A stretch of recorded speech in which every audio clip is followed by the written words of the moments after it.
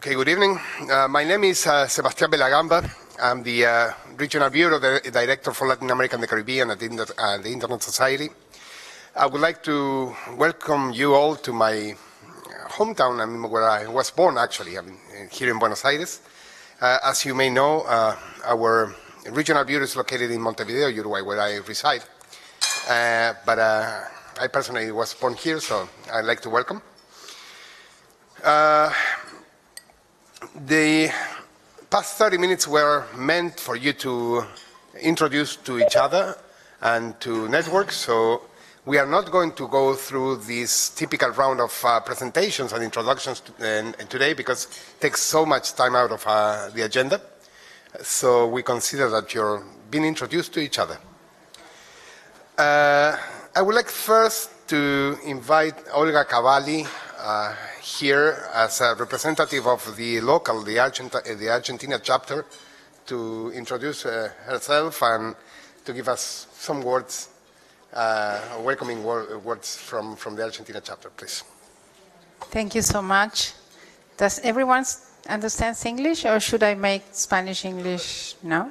I've been making so frequently these days, so I'm accustomed to it. Thank you very much for the invitation, and welcome to our nice city of Buenos Aires and to our country.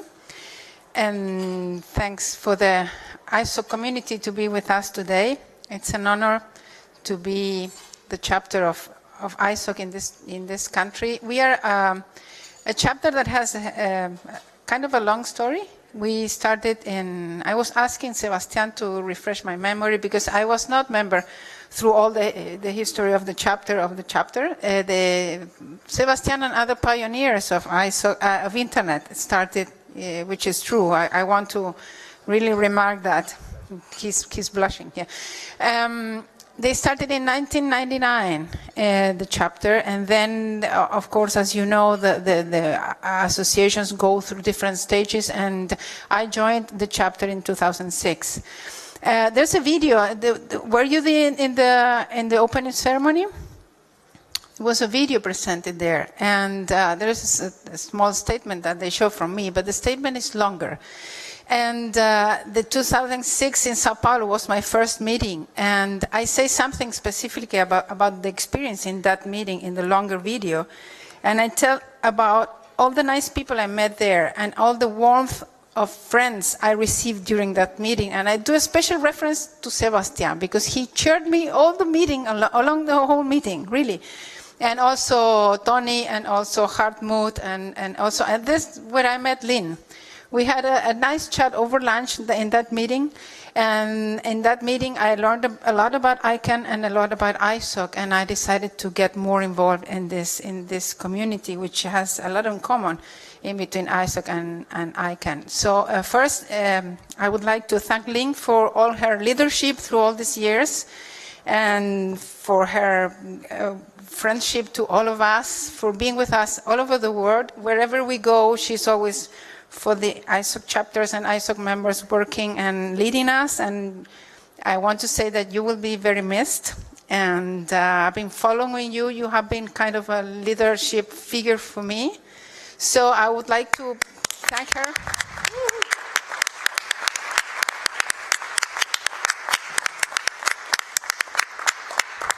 Honestly, I always thought that you were a nice example of women professional, and you know, I lead several activities related with professionals and women and engineers, and you also have a technical background. We talked about that at that time, I remember. So you are an inspiration for women, and you're an inspiration for the ISOC and ICANN community and for the internet community. So you will be missed. I hope you are not going so far away, that you keep around. I'm sure you will keep around us and you will guide us somehow. So thank you very much for your leadership and your company. So that meeting was very important for me in 2006, and all those friends told me that this was difficult. You always have something new to learn. Oh, Ariel, I didn't see you. That's so nice to have you here. Ariel, he's our vice president from our chapter. I am the secretary. Is Monica here? Okay. our president, I think she's flying to somewhere in Latin America. She's very busy. Monica Avalos, she's our president. So I've learned so much. And what I have learned is that you have to learn every day a new thing. And you are all of us lead ourselves in this learning process, which is complex and at the same time is very interesting. Just a brief note, and I'm sure that Ariel will help me about our chapter. We are, how many years we have? You said, you were mentioned especially in Geneva for the 2012 event. How many years we have? 15 years old. So we are kind of an old chapter related with internet life. And we have done several interesting projects. I want to say especially that our chapter is incorporated into the Argentine law as an association. And now we are going through a legal analysis because the local regulations are much more strict to local associations. I'm not a lawyer, he knows about it. So we are going through that process and we hope to finish it by the first months of 2014.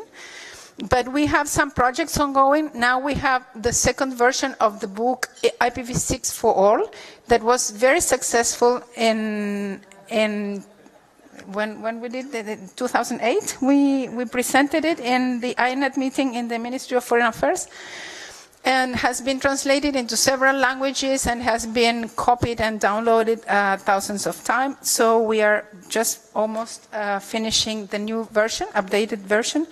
We also are renewing a website that we have created with the chapter and also with the help of the ILAC Internet Governance Working Group of the Information Society Regional Plan. It's called mapainternet.info. It will be relaunched very soon. And we also have worked in several training activities in the South School of Internet Governance. Next one will be held in Trinidad and Tobago in April. And in a conference called Dominios Latin America that was organized this year in Colombia, the chapter was present. And also, what else? Remind me of accessibility conference, and we have been present in Bali in several workshops in the IGF, and what I'm missing, Ariel, tell me.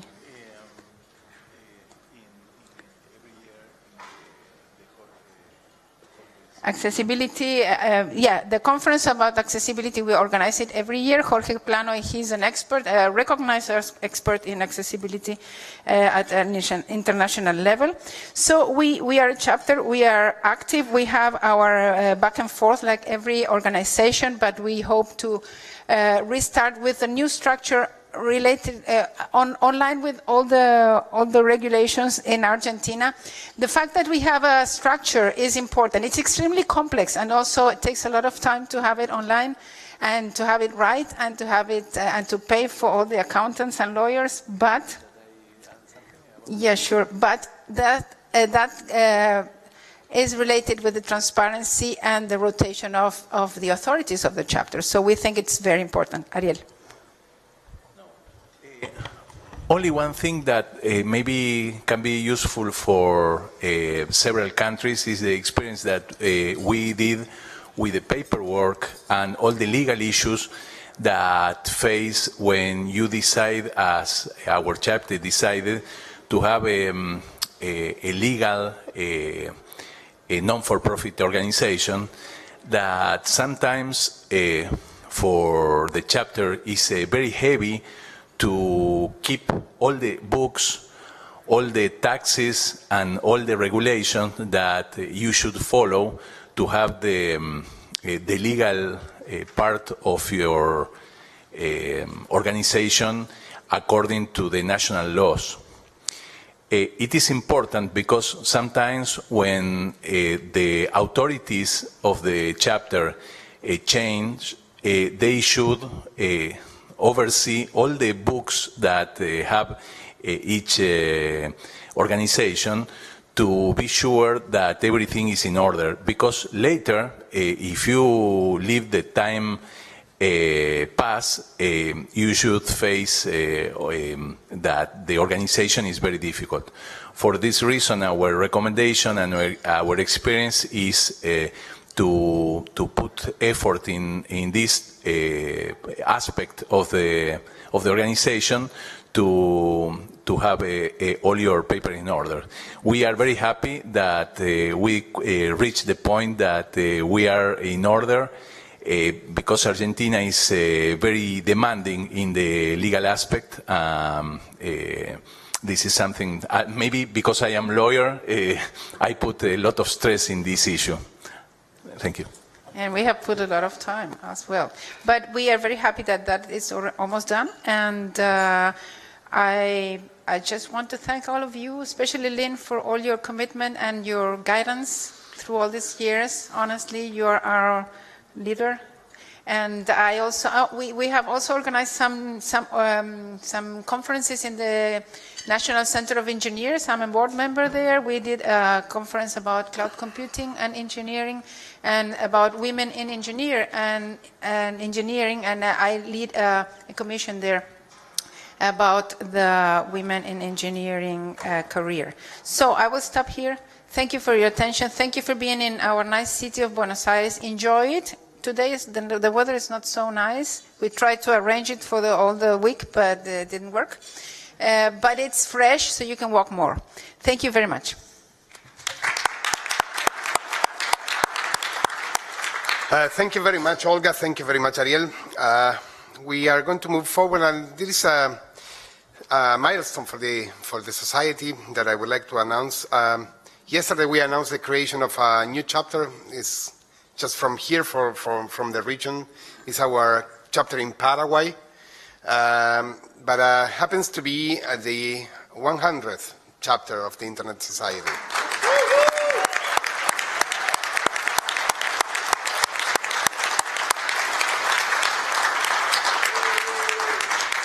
Nicolas Caballero here is the president, the new president of the new chapter. So I would like to ask Nicolas for some words. Thank you very much. We're very happy to have the chapter finally recognized, so to say. And I would like to give a big thank you to Joyce, who is around here or no? It's in the WebEx, yes. Okay, thank you so much, Joyce. A big thank you to Constantinos, who happens to be right in front of me, right here, and Raquel Gato, thank you so much. Also to my Paraguayan lawyers to my left, Natalia Enciso and Mari Carmen Sequeira, all those, all the paperwork and everything else. So, well, basically just to say that we're very happy and that we'll do our best to keep up the spirit. Thank you. Thank you very much. Ted Mooney is there, and I would like, please come here. Thank you very much, Sebastian. I just wanted to let everybody know that earlier today, a stalwart of the Internet Society for a long period of time, and a staff member who joined just when I joined in June of 2011, announced that he's going to be moving on to the next stage of his career and his life. So I would like to personally thank Jacek Gajewski for all the work that he's done, for the perspective that he has given me personally and to many of our staff about the great work that chapters do, about the way that they think and operate, and to wish him Godspeed from all of us at the Internet Society on to this next stage, and to say that we hope that you will continue to be in contact and to inform our perspective as we go forward. Jacek, thank you so very much. We're sorry to see you go.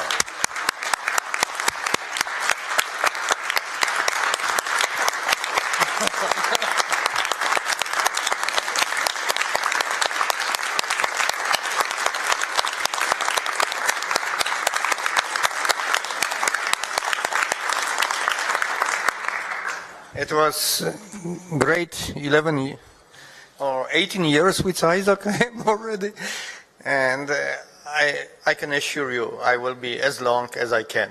So I'm not leaving you, I will be with you all the time and with all my heart and possibilities. So thank you very much for these very, very nice words. That is really encouraging for me. Thank you. Have a good...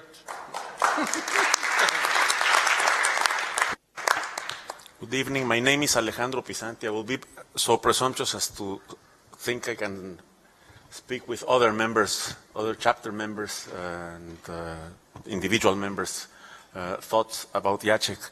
Jacek is one of the very few people who meant Internet Society to me 15 or 18 years ago.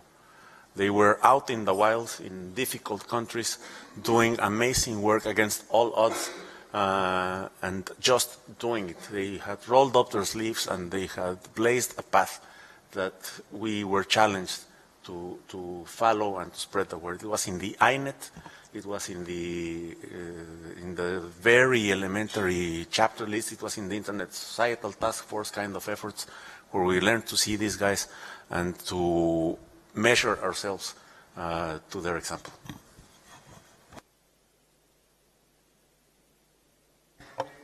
Thank you very much, Alejandro. There is some of our board of trustees here in the room, so I would like to ask you guys if you could stand up in order people to recognize you. No, you sit down. No. Yeah. And Raul? Raul? Yeah. Yeah. Thank you, guys. And with respect to this, there is a parochial announcement. The nominations for the Board of Trustees is open today, the period. So I would like to ask Rudi if you could, as a NOMCOM member, if you could brief us on the process, so maybe some of the people in the room or online would like to apply for that position. Thank you, Sebastian. Well, I'm pleased to be on the board and have been selected by you, elected by you. It takes a while before I took the decision. And in fact, it's the guy aside me. There's no a special reason why I'm sitting aside him. He called on me and said, Rudi, we need you upwards. And I said, well, let's have a look. We need you to compete. To compete, exactly. And it took me a while before I decided to take that on. So I would say don't take as long as I took.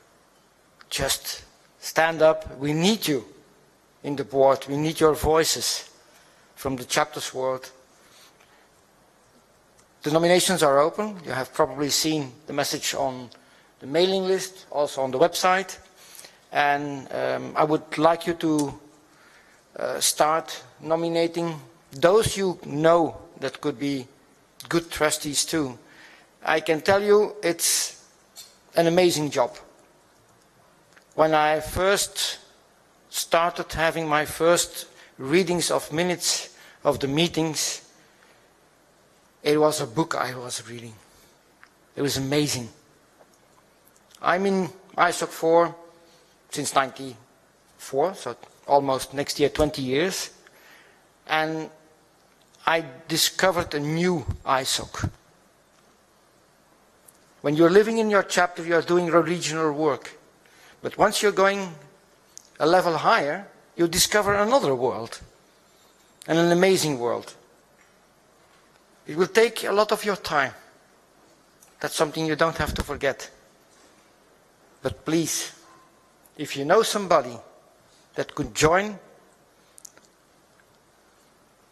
the team of the trustees, we are not that big team, we are just a soccer team, and 2 or 3 reserves. But we are playing an interesting game. And we never lose. We can only win. And I think that Dave can confirm that Dave was on the board in the very, very early ages. Alejandro was also on the board in the previous life, if I may say. So please, stand up if you know somebody. Nominate a person or nominate yourself.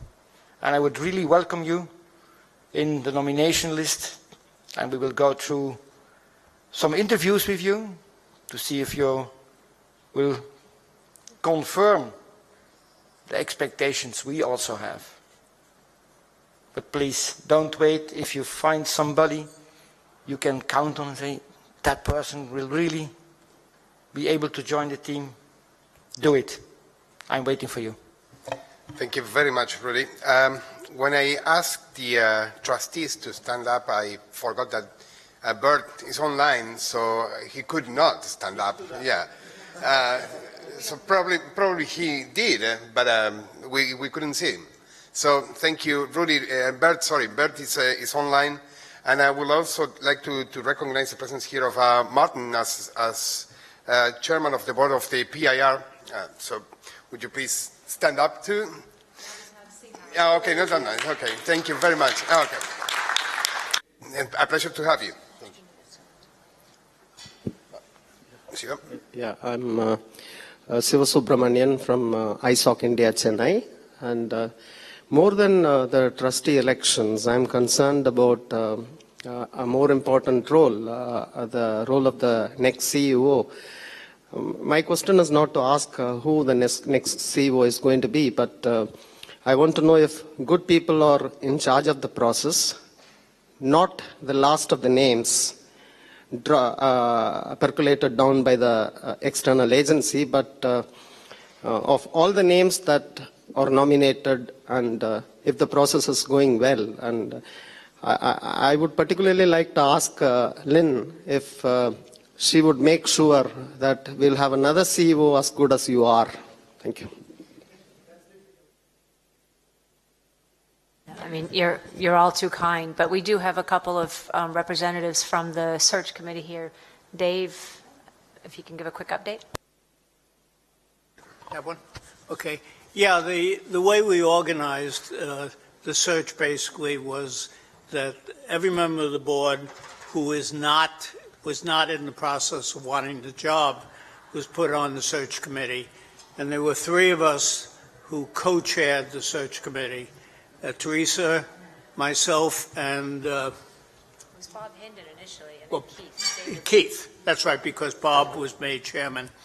And we've been working, I would say we've been working a huge amount. We met on the telephone every week. We went through an extensive list of possible candidates, over 35, if I remember correctly, whittled them down. We invited 7 of the best, and they were excellent people, to a meeting in Frankfurt where we interviewed them, and then we chiseled those down to basically 2 who we think are certainly up to the job. And they will be interviewed during our board meeting, or after the board meeting on Sunday, by the entire search committee, and we will try to make a decision. I feel very comfortable that the people who have ended up are very, very, very good. I'd be happy to see them run an organization that I had money in. Thank you very much, David, for the briefing.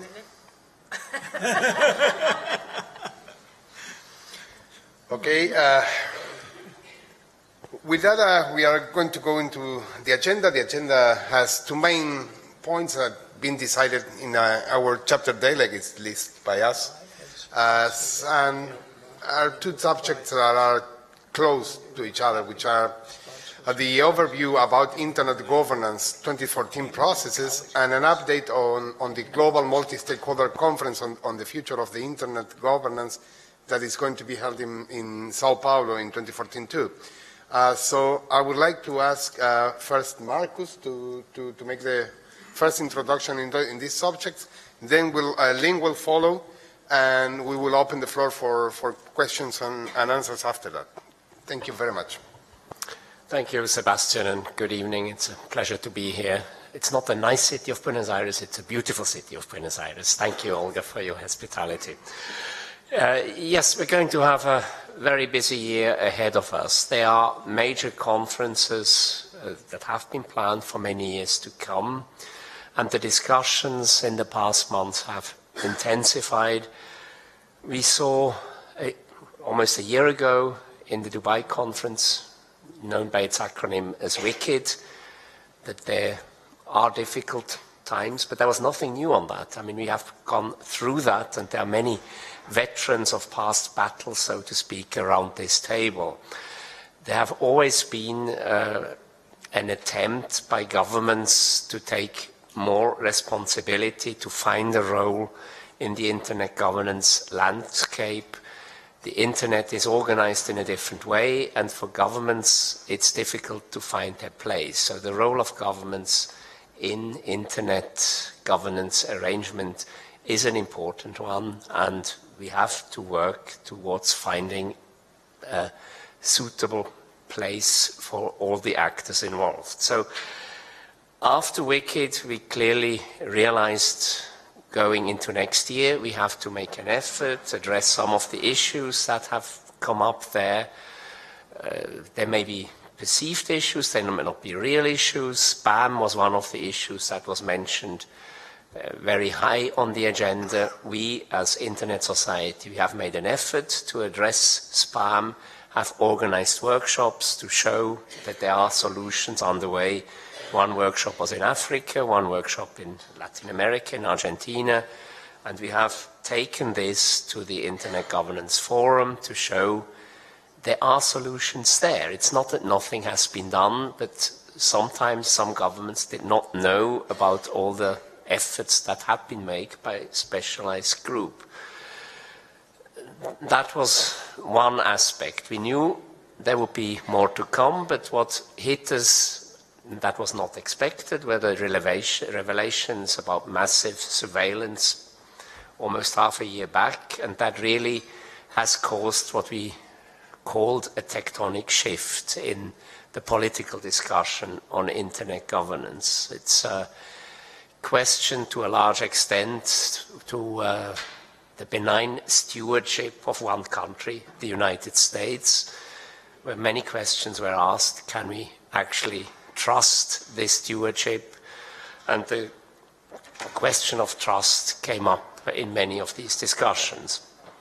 So that's where we are now, and we face next year 3 major international conferences.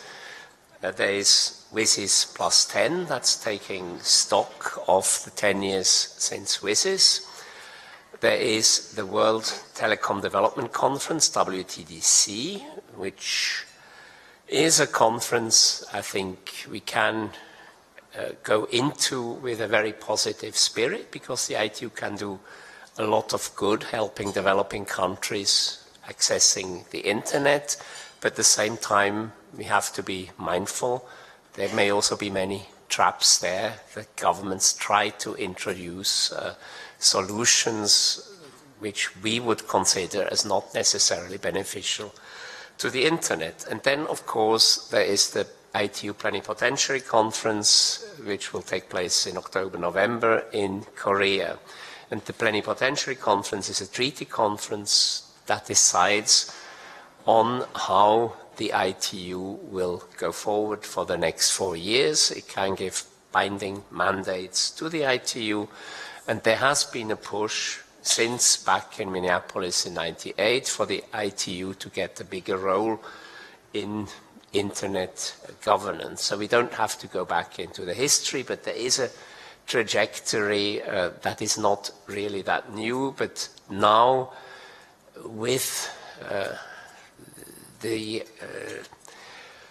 surveillance issue squarely on the table, it acquires a different weight, I think, in the discussions, and we have to be mindful. So we are preparing for all these conferences in the usual way by analyzing all the input. We work very strongly with the regional bureaus.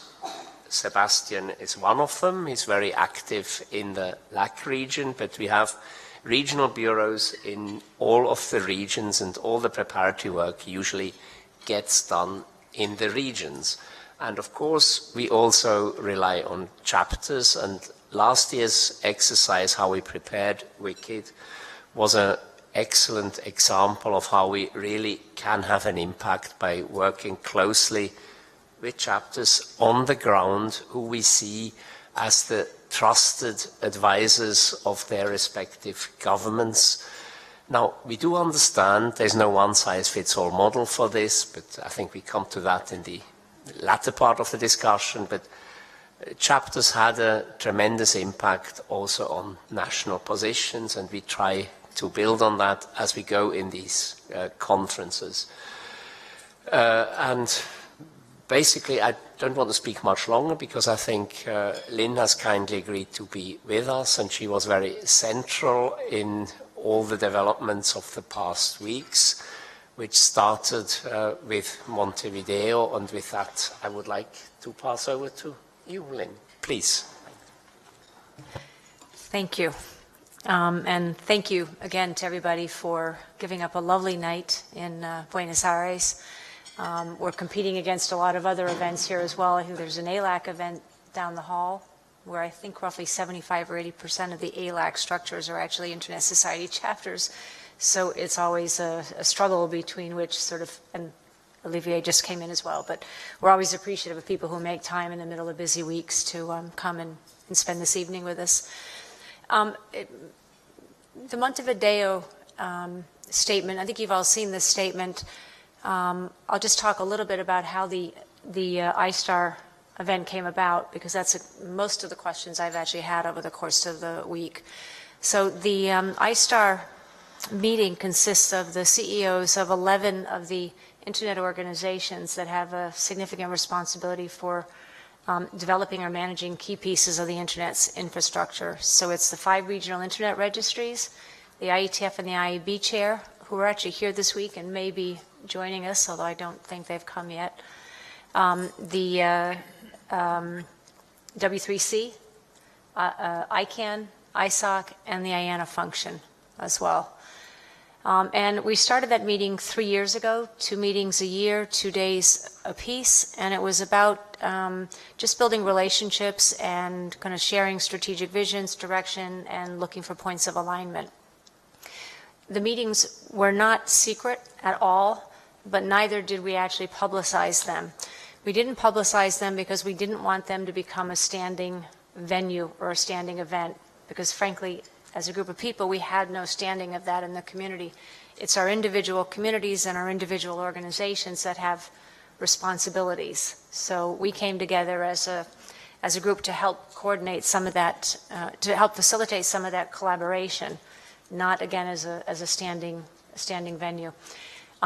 Obviously, because it wasn't secret, things do get known, and we decided to be a little more public about the meetings and the event, and specifically at the meeting earlier this year in Singapore, the other ISTAR leaders agreed that it should be convened and chaired by the Internet Society, which is in fact the way it had always been, but it was more by a gentleman or gentlewoman's agreement. This is actually the Internet Society working with the other ISTAR CEOs to set the agenda and formally convene and chair the meetings.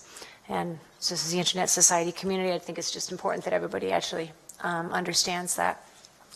We issued a statement coming out of Monteveideo, and I have to say it was Raul Echeverria's initiative based on the discussions we were having, where obviously we were upset over the surveillance and thought it was important that we actually go on record as being both against surveillance and also issuing some cautions against some of the reactions we were already seeing, because that would hurt the global internet. And at the same time, we sort of always include IPv6 and IANA and ICANN when we make statements like that. There is nothing new in those particular bullets. We wanted to do it immediately after the conference, which is also why there was no broader consultation. It's clear that we did surprise some other parts of the community, mainly I think some of the CCs in the private sector, who don't disagree with anything that's up there, but wondered why all of a sudden there was a statement coming out. But again, it was more a matter of wanting to reflect the concern over surveillance and some of the resulting actions, and to go on record formally with that. So we can go to the next slide. Since the Monteveideo, there have been a number of developments, and within the ISTARs, we actually talk about them in the context of sort of 5 tracks. I've got one high-level slide on each one of these tracks, and I'm sharing them because I've had questions over the course of the week on what they mean. A lot of them are still under development. In fact, the first one there, the Brazil meeting, there's an hour and a half open public session tomorrow morning at the lovely hour of 7 a.m., 7 a.m. to 8:30, where some, I guess, additional discussion, I'm not sure additional details per se, will be shared. That is a different structure and different process for determining that. But these are the 5 things which we're actually sort of most actively engaged in at the moment, post the Monteveideo meeting, but not directly out of the Monteveideo meeting. So if we just go to the next slide quickly. We've all heard about that. I think the new part is that at this point in time, they're looking at 4 committees that will help convene and organize. What has been announced so far is the date, the location, and the title, and it will be coordinated by CGI.BR. And there's a series of discussions underway today with respect to both the agenda, the purpose, who's participating, an awful lot of both program discussions and logistic discussions that I don't think we're prepared to talk about here because, again, it's not the right forum. And there is a meeting tomorrow, which is more about, I think, some of the leaders understanding what the ICANN community actually feels about the Brazil meeting. It was a meeting that wasn't planned in the international meeting agenda. That's obviously putting a burden on some people to step up to another meeting. And there were also questions as to how this actually fit with the IGF and other similar activities. So that'll be discussed tomorrow morning. If we go to the next slide, OneNet is in a sort of similar situation. It's positioned as a global dialogue on the future of internet governance. Its purpose and role is still evolving. There is a placeholder site that's been launched. There's a more permanent site under development. If you're on the list, you've seen that there have been some concerns about the current placeholder.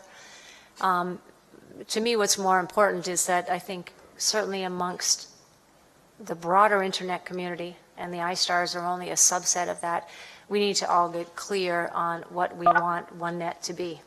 And I think there's actually still a question on whether or not it is to be, but I think we need to let some of these discussions roll through the various communities again. Next slide. There was also a high-level panel that was announced. It has a very specific remit.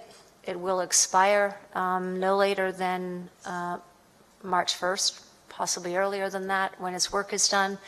And its purpose is to prepare a high-level report which would include some principles for global internet cooperation and some proposed frameworks or for cooperation or perhaps some roadmap or some strengthening mechanisms. And so that was just announced 2 or 3 days ago, Monday, I think.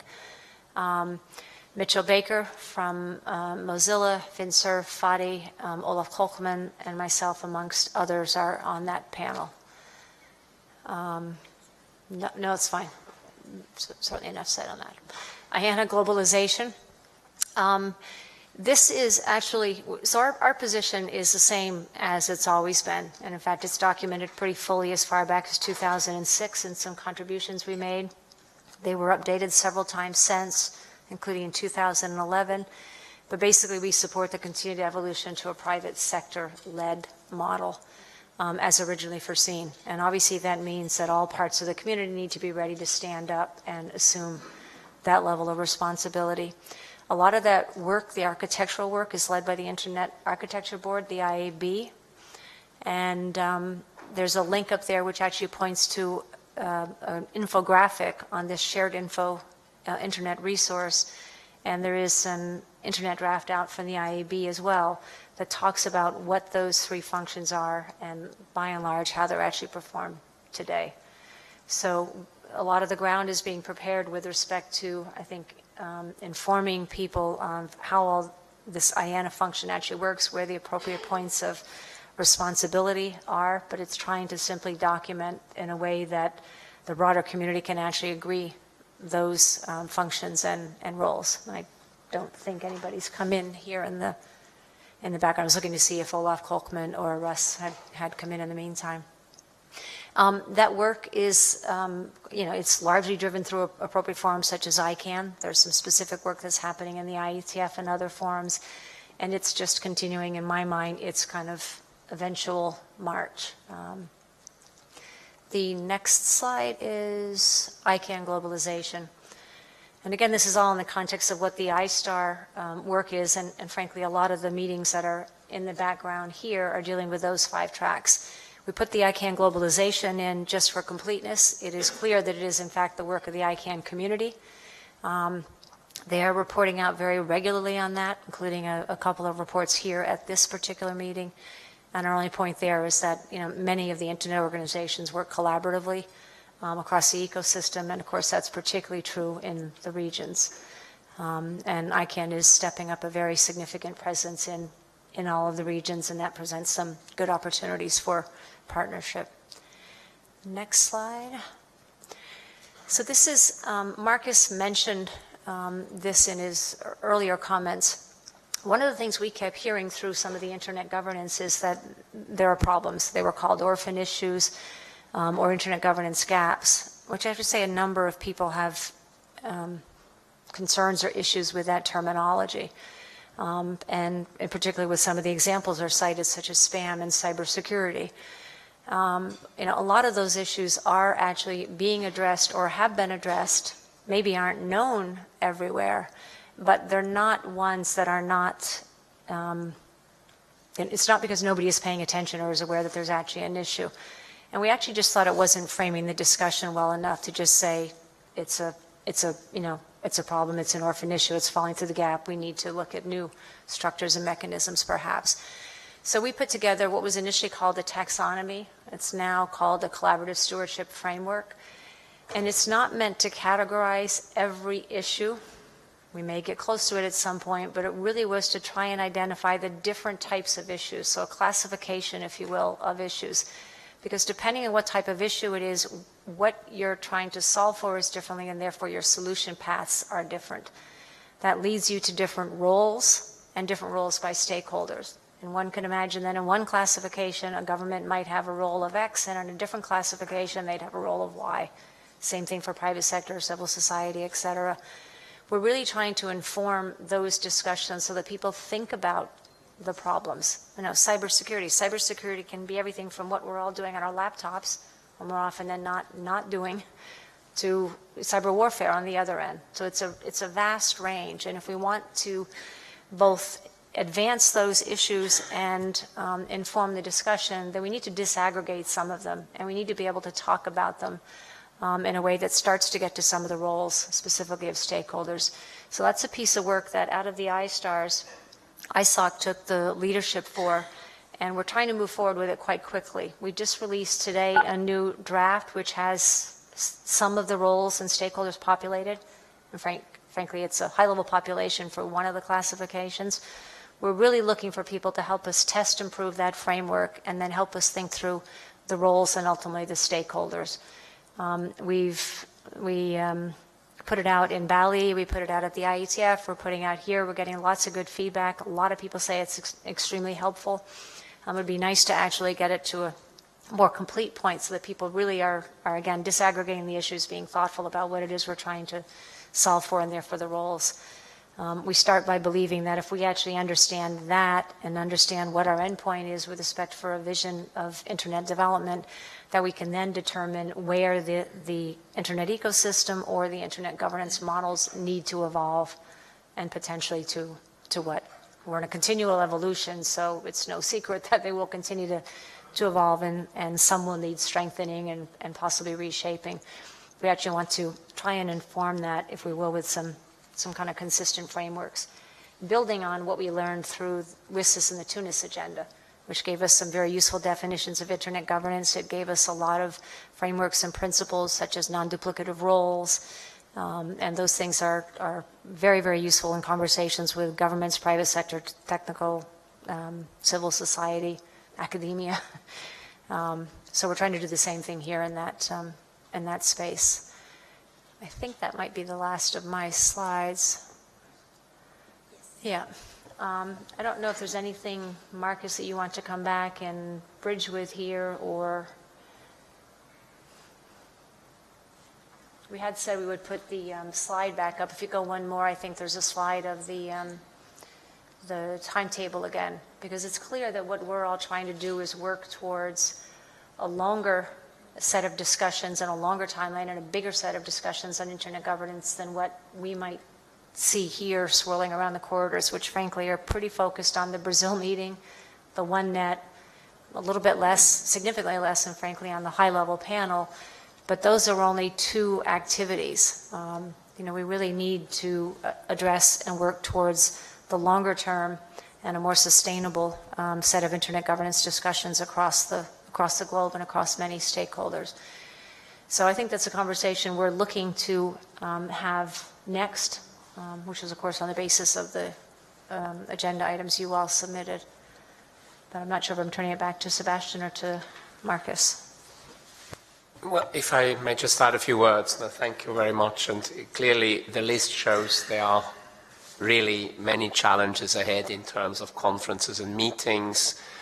And the Brazil meeting is very much up in the forefront of our current discussions, but it will not detract us from doing our regular work. And that is basically going into all these meetings with all the effort that is required to have an impact there. And there are other events as well. I mean, we had just a few days ago, we released a statement on the TPP, which is a regional but an important negotiations which has the potential of having a negative impact on the internet. And there we very much look forward, and we had this discussion looking to even there, you know, we also can improve our act, and we are grateful for having your input, and there are things we can do better. One of the things is maybe, yes, we should have sent out the statement before to our chapters to give them a heads up so they are aware it's coming out, they can alert their local media and so on. So I'm not going to start this discussion. We're going to have, I think that'll be led by Walter and Ted on how to collaborate, but we are willing to engage and we are also willing to listen. But it is really extremely important that we work together as ISOC family.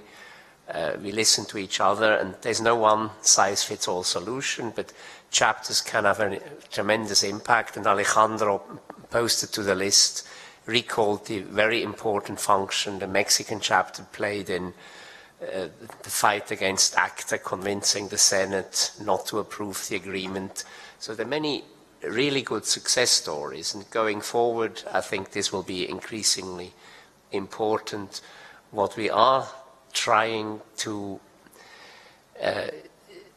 this is one of the actually, there are a few words we don't like in these discussions. One of them is status quo. We don't want to be seen as the conservative guys who try to preserve antiquated model. No, it's a dynamic model, and we discussed this internally, and we liked the term. Okay, we have to emphasize maybe a little bit more that the internet governance trajectory is a dynamic evolution of collaborative arrangements between various institutions, but it's not static. It's not a status quo in the classical sense. And there, I think we really have to work on the narrative of how we present ourselves. The last thing we want to be seen is the conservative guys who try to defend some antiquated model. And here is now the new idea to come in with the governments and basically impose a 19th century model on the internet that is seen as progress. So with that, I hand back to Sebastian. Thank you very much. And I think Marcus just summarized it in the right way. What's the spirit of this discussion? I mean, it's about a discussion. I will now open the floor for comments, questions, and etc. And okay, I have Alejandro first, but just 1 second, just. Yeah, sure. A quick correction. I just refer to chapters, but we also have org members here, and it's an evening for chapters and org members for all the ISOC families, and they are all playing an equally important role. Yeah. Yeah, thank you very much. I will just, Alejandro, if you allow me just 1 second, just for tell the, all the colleagues that are connected remotely that they can post their questions online in the chat box of the WebEx that they're using. So please, Alejandro. Thank you, Sebastian. I think that, well, it has been extraordinary for me to be able to come over to this meeting because it complemented some conversations I had online. Some people of key centralizing or coordinating positions have been generous in talking to me. And I think that there's a fair summary here that for many of us, the whole reaction to the Snowden, PRISM, etc. revelations, trying to drive this into the field of internet governance has been excessive, misguided, deliberately, in many ways misguided. What the complaint really is in layer 11 or somewhere up there, and it should be called snooping governance that has to be fixed. And once governments agree on some form of snooping governance, of governing the intervention in communications, then the internet community could say, okay, let's see how we live with it. And I think the IETF's reaction, for example, has been a very proper example of that, saying, you know, okay, we will agree, or mostly agree, that pervasive passive monitoring of networks is an attack. By the way, there's no uniform agreement there either. But let's see what we can do technically in those layers.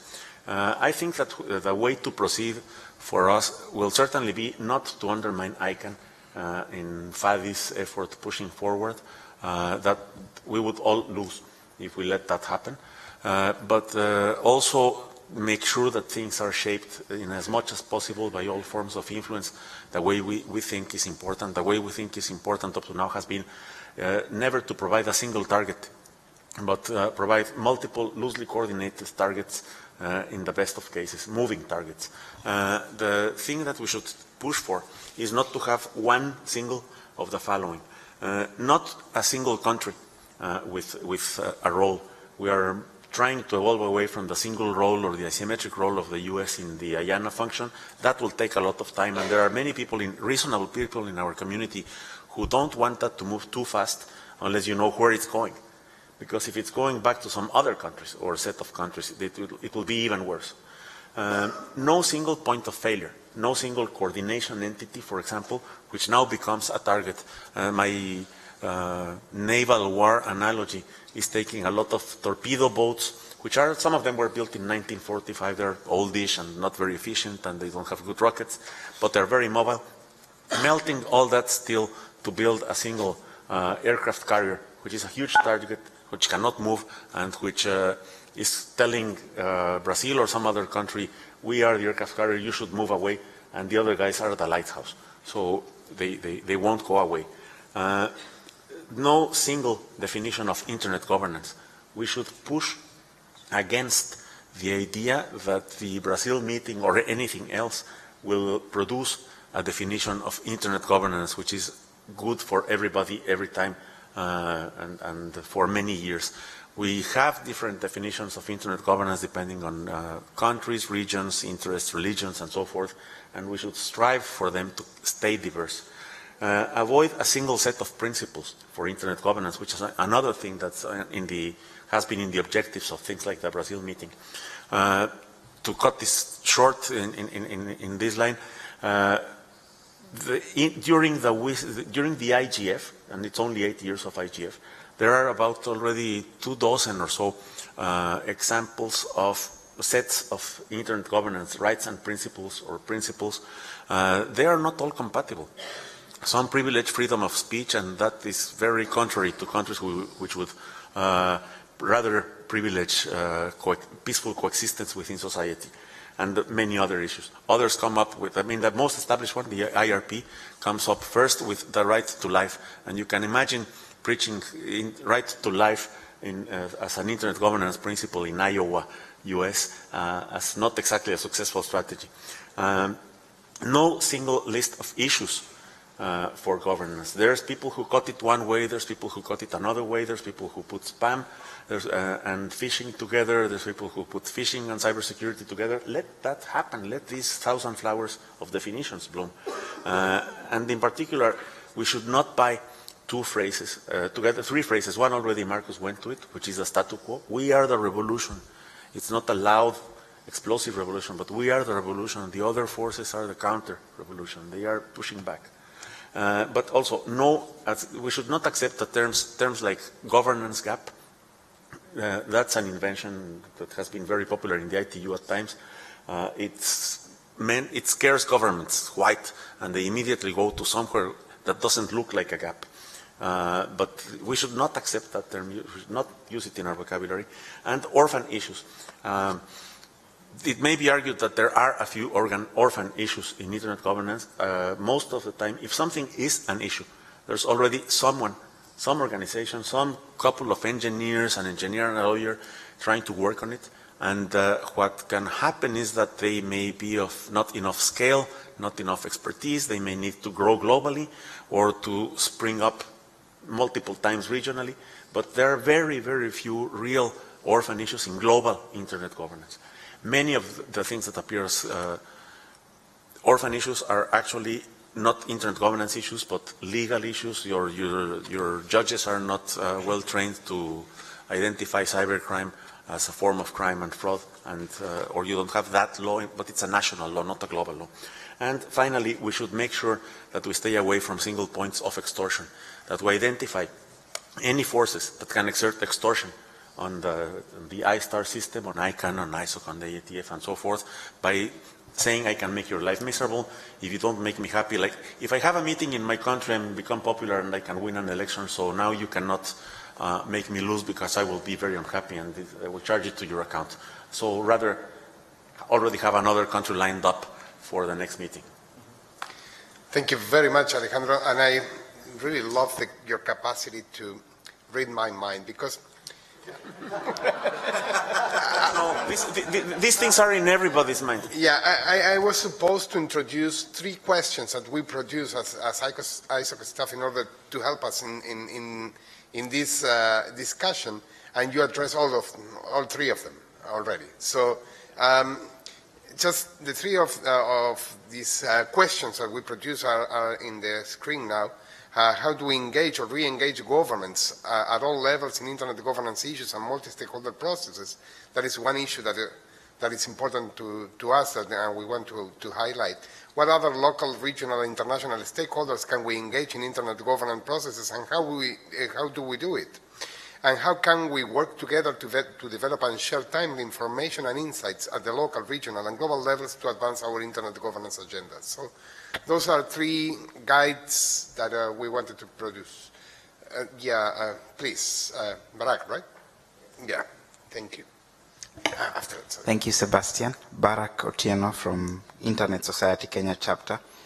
I just want to highlight on something. I think we are in interesting times, but what's important is our core mission, which is the internet for all. Because at the end of the day, so much is happening, but we should remember that our goal is to ensure that the internet is available, especially for the communities that have not been able to take advantage of the internet so far. And I think whatever we do, we need to strive for ideals, be they partnerships, be they collaborations, that will ensure that those who have not accessed the internet, be they the next billion or how many, are able to access the internet going into the future. And I think some of the areas that we need to look at as we go into the new year is to build our capacity to engage, especially at local level. We need to be more offensive. This is a word I learned yesterday, as opposed to being defensive, because there's a tendency to be able to react right now to keep our rightful place as chapters, but we need to look at what exactly is is on the tray that will enable us to advance our ideals as the internet society going forward. So my proposal, because the chapters are crucial on the ground, and I'll give an example of East Africa. Right now, the internet governance process is being run by ISOC Kenya, ISOC Uganda, ISOC Rwanda, and ISOC Burundi. These are the national levels. And together as ISOC chapters, we are also running the East African Internet Governance Forum, which was supposed to be run by the governments. But we realized that for some reason they are not taking their rightful place. But we are not saying that we are going to push them out. We are still looking forward to giving them their rightful place as the leaders of the people, the government. But I feel strongly that there is need for us to build our capacity on engaging with like-minded people who are able to enable us to achieve our overall mission as the Internet Society. Thank you. Thank you, Barak. Stefano, please. Since ISOC Italy, and also representing the government of Italy in the GAC. And so the first of the question is how to engage governments. So that is quite key in this evolution and this fast evolution in the discussions concerning internet governance. So I mentioned a meeting we had with the GAC and the board, and Fadi, in order to not to scare the governments present, said about Monteveideo statement, be quiet, it is not nothing new. So I intervened and said, maybe you are right, because if you listen to the discussions in the community on internet governance, you may find, for example, things regarding internationalize the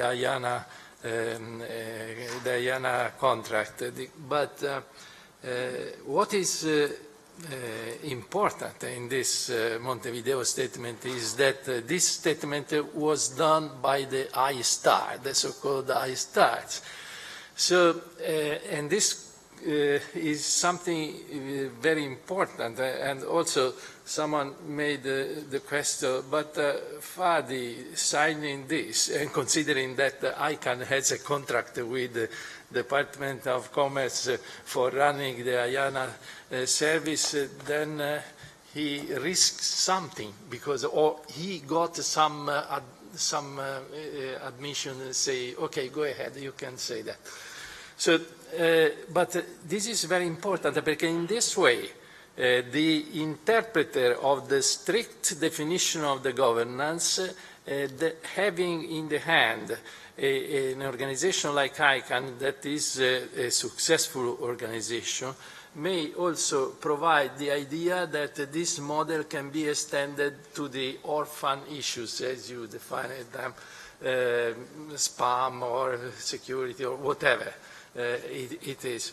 And so, and the idea of the meeting in Brazil is in the same direction. So, is born from the same framework. And so someone asks, what about the IGFs? Is this something in alternative or what? So I think that we have to try to navigate both models also, because IGF will come to an end and then will have to be redesigned just if we'll continue after WSIS plus 10 in 2 years from now. So these are very, very interesting movements, and then we have to be able to follow them, to involve the people inside the countries, and so the chapters may have a good role in order to understand this movement and to find ideas. Thank you. Thank you very much, Stefan. I would just say some words that I come to my mind about your intervention, but I am a little bit worried about the concept of orphan issues, orphan topics, because I think you put two examples for spam and security, and And I wouldn't say that there is nothing being done about those, if those issues are orphans. So it's a longer discussion, and I don't want to debate with you. I mean, it's just something that popped to my mind when you mentioned that. Mohammed, please. Thank you very much. Mohammed Al-Bashir, I'm founder of Qatar Internet Society. And on my day job, I'm a director of technology at the government regulator. So I'd just like to share some of the experience. I was part of the country delegation to WICID. I think at the local level it's important that the chapter also be proactive and involved with the government. And also try to bring ISOC principles onto the table as this is what an important think tank is put forward. For example, when we shaping our position before going to WICID, ISOC statements and principles were very solid documents we relied on really to steer the direction of our position. So people at the management level or high management level were aware about the issues at early stages, and they were able to articulate a different position. And I think in WICID, Qatar was considered to be one of the open-minded or light-minded delegations. So I think other countries as well. Kenya was an example as well. So the chapters need to try to influence that the local government by presenting ISOC as a think tank, as an organization that could add value to them. So I think that's important. At the regional level, usually positions are formed regionally first, and then some countries are already, let's say, known for having specific positions regarding internet governance and how things are done. I think it's important that ISOC to be either presence or those regional forums. That could be, for example, the African Union, Commission, even as an observer, just following up the process, because that's important, because that's where you can trigger issues, and you know that there's issues going to be, there's proposals coming on the table. For example, in the Arab world, there's Arab League, and well known, some countries, their positions is known. So being proactive and being there, I think is very important, because otherwise we'll be just seen as reactive to the proposals after it's put on the table. So if we try to be proactive at earlier stages, that would be very important. So I think, and we shouldn't be seen as defensive. I think that's important. We should be seen as leading things that are already proactive, because when things get decided, unfortunately, we don't. Governments are the ones who have the voting cards on that, on the conferences, unfortunately. So that's what's happened on WICID. Thank you very much. I would give the floor to the gentleman over there. I'm sorry, I don't recall your name, so I apologize.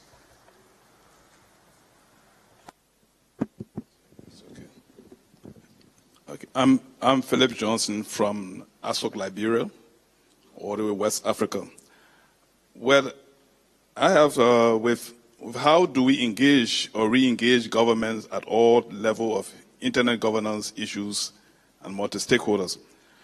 Okay, every chapter, every internet chapter operates in different environment.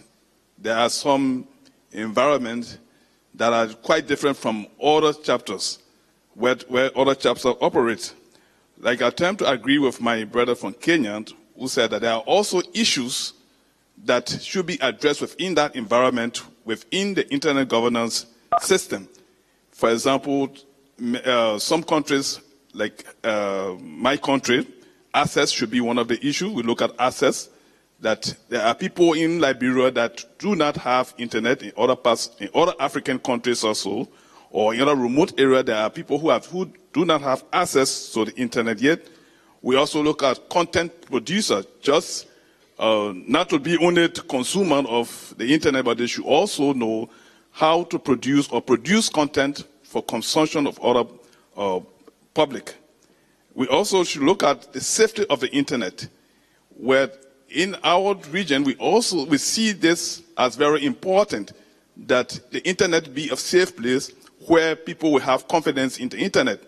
I've had interaction with some friends who said, look, I do not want any email because the internet is now a safe place. I'm afraid. So these are issues we should also look at in addressing.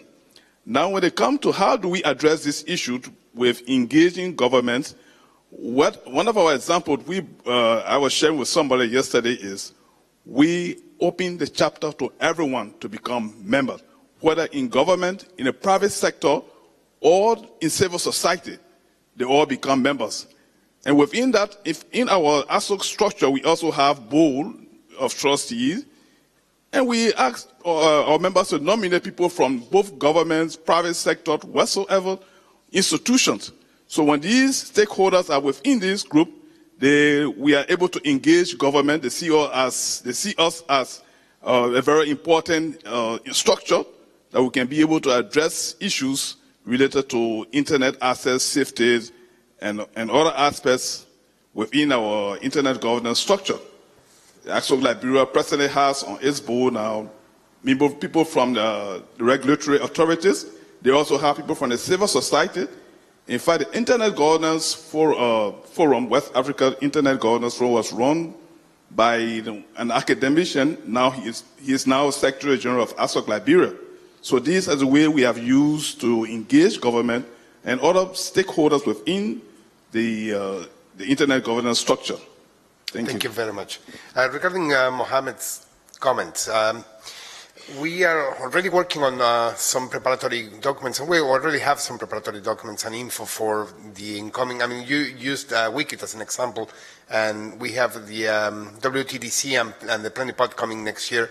And so, if you would like to be proactive, we are, I mean, really happy to help you doing so. Let's go offline, but really happy to help you in that with background information. Rudi, you were requesting the floor after that. Yes, thank you, Sebastian. I'm also representing the ISOC Belgium chapter. I'm not only a trustee. And I think that from a European perspective, at least, the PRISM and NSA has triggered a lot of governments and took their attention to aspects they have never been looking at because it didn't touch them as long as they were not affected. And I think that the awareness among governments in Europe is huge now. We see almost every government being shaken because they are convinced that they are not well protected and they are looking around to find help. And I think chapters have a duty to try to help in how can they understand what's going on. For instance, the Belgian telco was hacked by the NSA. But at the end came out it was not the NSA, it was the UK who tackled. So you see sometimes the big picture becomes a smaller picture and it's completely different. So I think that there is a way that chapters, and especially in Europe, we can have a cross-community, a cross-border work that can help to understand, and I can have a chat with my colleague in the UK and say, hey, it seems you have been doing damage to my country. And we can eventually find out what's behind the scenery happening. And another aspect that is quite important in Europe and is affecting a lot and helped even the ISOC Belgian chapter to be all of a sudden in the national picture. It is the data retention and the data privacy regulation that is popping up as for some it's seen as a big damage. It's not a damage, it has to happen. We have to protect ourselves. But all of a sudden by implementing the data retention law, people start trying to understand, but what's going to happen with my data? If you're going to log it, are you going to be able to monitor? Are you going to read my mails? And that triggered the Belgian television station to ask me for an interview and help people understand what's going to happen. And all of a sudden we were in the national picture just by being on the spot. And I think that as a chapter, you have to take care of what's going on, and when a spot pops up, please try to capture it, because it can be very useful for you as a chapter. And if it's a complex item, we have a specialist over there, Marcus Kummer, who can help us if we don't understand, if we don't know how to respond. We can call on Marcus and say, Marcus, can you help us giving some guidance in the policy that would be good for the country to help us guiding the country and the government in a good direction. And I think that's something that from the chapters, from the bottom-up perspective, would be very helpful if we could start up having this kind of relationships that will broaden the positioning of ISOC. At least that's my perception. I think I see my European colleagues knocking. In 2 weeks' time, I have never had so many calls to try to understand what Internet Society Belgium was. That was amazing. And it's not me who created the problem and the opportunity. It's just because NSA was attacking us. That's all. Thank you very much, Rudi. I have our colleague from Canada and Alejandro Pisanty after that. And we'll close the list if there is no one else that would like. So, you, David, sorry. I thought you were pointing me to Rudi. No, okay, and after that, David, so we can close the list and wrap up after that and decide on next steps. Thank you. Just keep it short so we have time, please. Thank you. Walter? No, okay, after that. Thanks, Sebastian. Evan Leibovich, Canada chapter. Mine is more of questions than comments, because I'm new to this and I have more questions than comments. One of them sort of is expanding on what Rudi said. And when we started going through the initial survey of our members, the big thing was education. People don't know what they don't know. And I'm wondering if there's any initiatives either that we can do between chapters or in collaboration with ISOC Central to create any kind of education programs. This is what you need to know. In plain English, these are the threats on the internet. And that goes along with this, which I think is actually a fabulous campaign and is something that we could easily adapt to. So I also have a question in regard to this. What is the relationship between the Internet Strong program and OneNet? Because you have two things that are happening at the same time.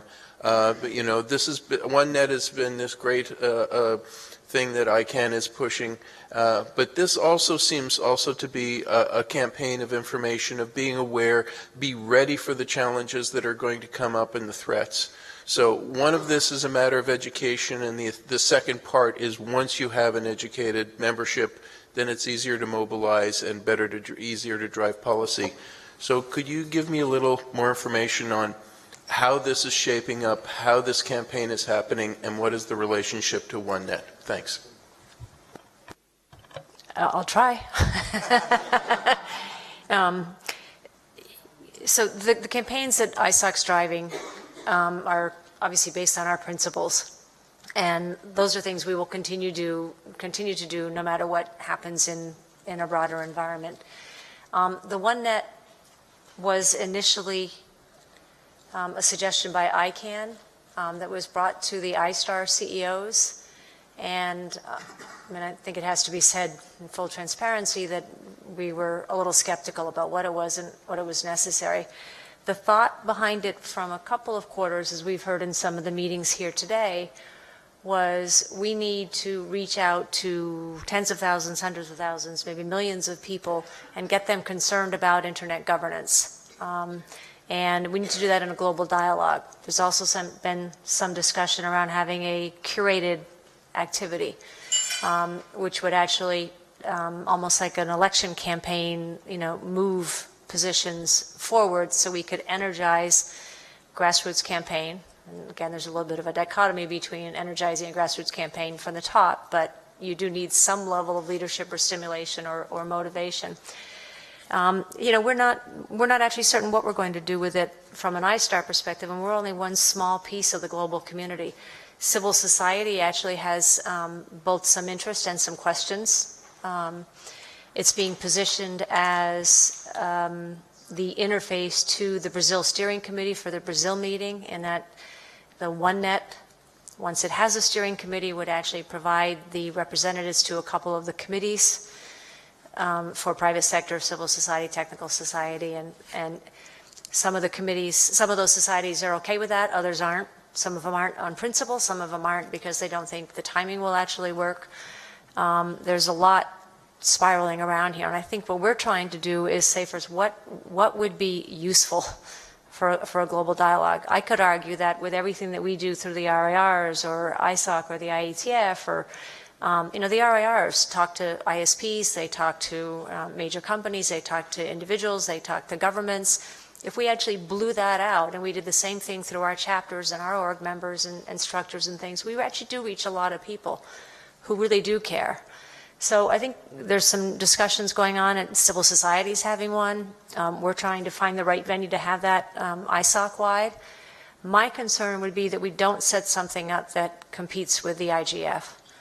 The IGF is a great platform for us. It came through Tunis. Government, civil society, private sector, technical community, academics alike all know what we mean when we say Tunis agenda, when we say the current agreements are operating well, avoid duplicative arrangements. There's a whole host of, we have a working definition for internet governance.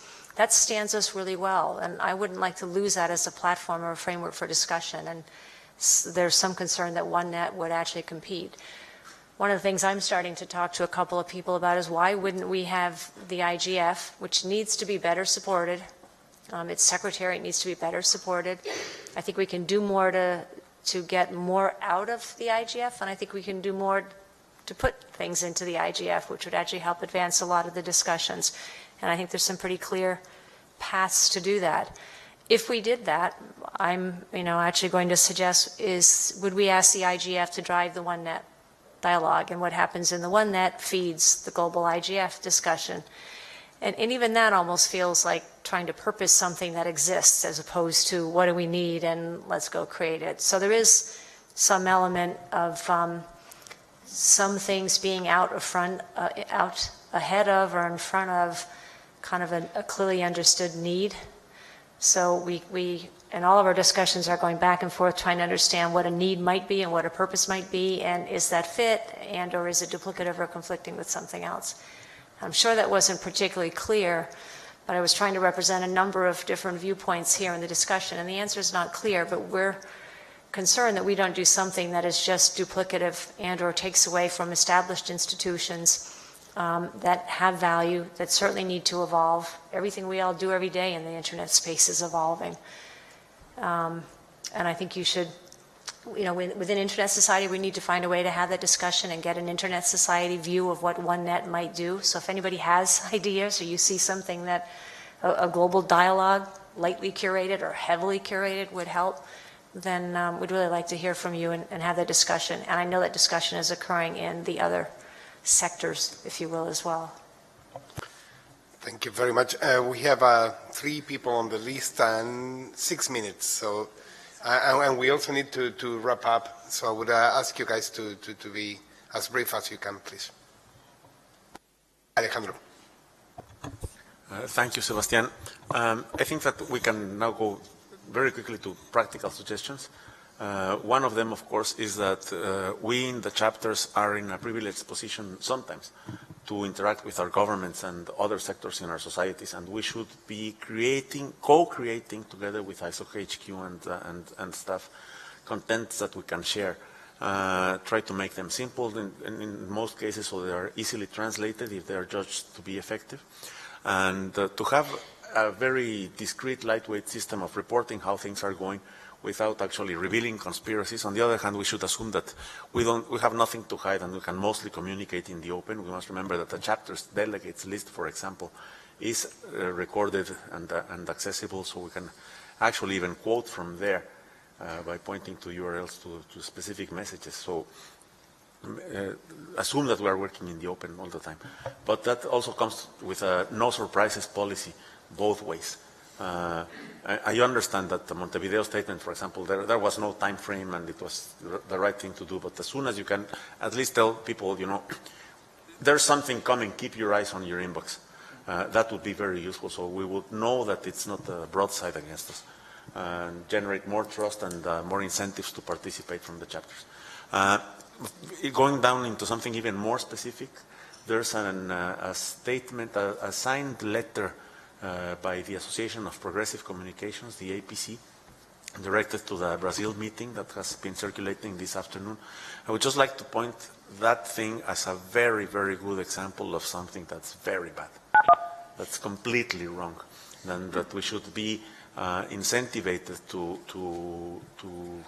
go one step ahead before they come up, because we appear again as reactive, and I don't think we could have stopped it, but it's wrong because it says that the two things that is, first it goes into a lot of procedural and multi-participation.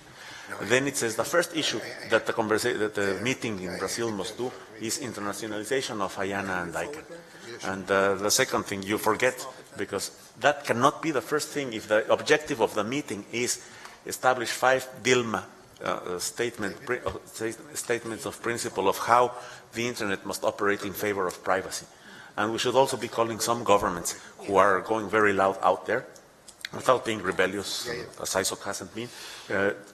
If you really care about privacy in those espionage and surveillance scandals, start with an executive order to your police and your internal intelligence services to abide by the law when spying on internal communications. That's the kind of attitude that should be a good framework for us.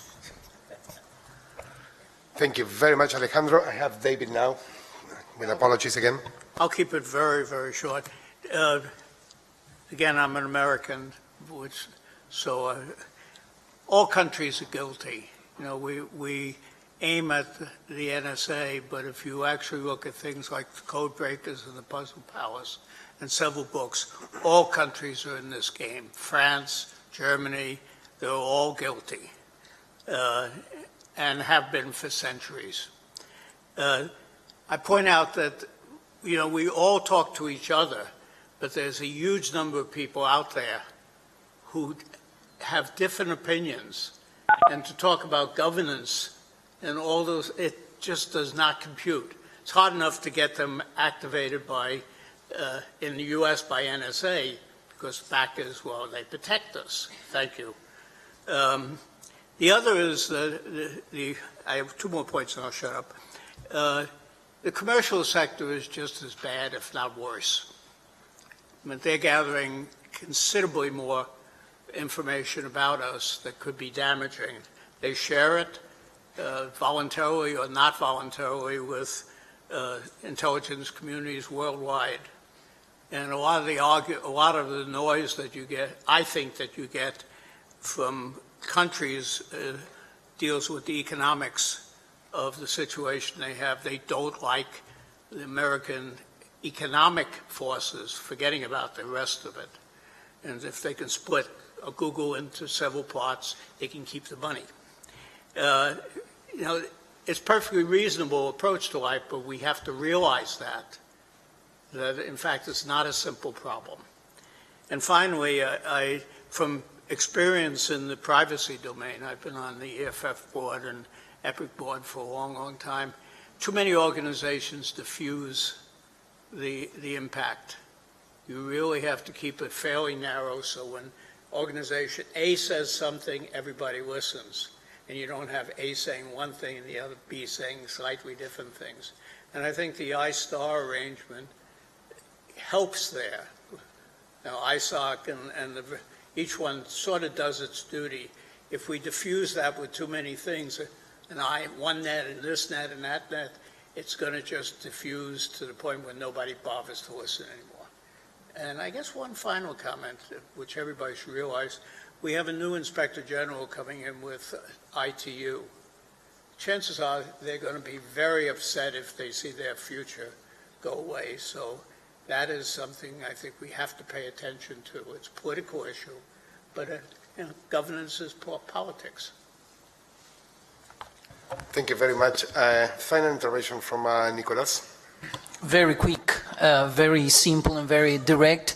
I just participated in a leadership LTP, Leadership Training Program within ICANN. That was last week. Very good, very successful, I would say. Why don't we organize something similar, especially regarding the first issue there regarding engaging governments in the region, especially in the South American region. I think a good idea would be to organize something similar. I'm not saying necessarily the same, but something, of the sort for government officials. I'm sure they would love to participate, because most of them are lawyers who know very much about laws and everything else, but not that much of the technical aspects of the. So I think it would be an LTP for government officials or something like that. Thank you.